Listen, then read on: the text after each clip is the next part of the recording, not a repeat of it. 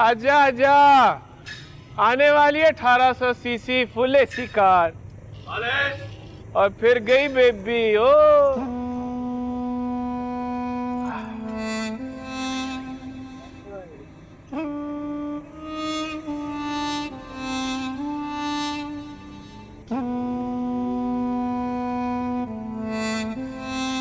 दीदी इतनी रात को यहाँ क्या कर रही हैं?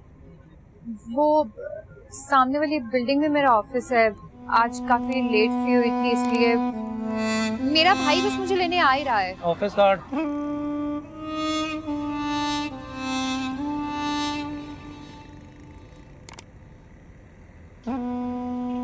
ठीक है, आजकल जल्दी घर जाया करें, जमाना बहुत खराब है।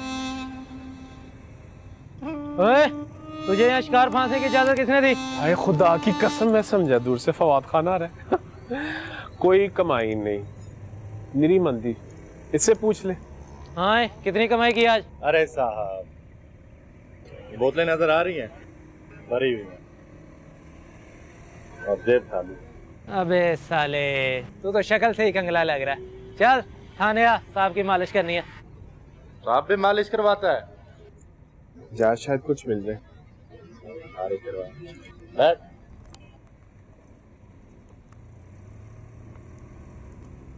अब देखना, एक बड़ी सी गाड़ी आएगी, छमिया उसमें बैठ के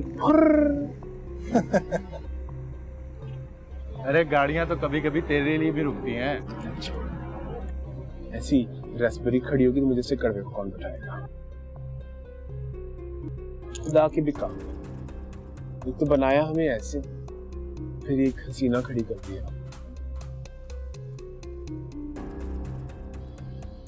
अरे मैडम, क्या गर्दन में तकलीफ हो रही है?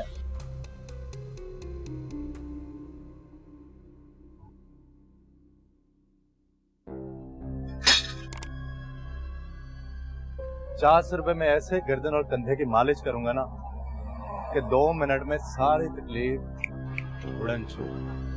कोई ढंग का काम नहीं कर सकते?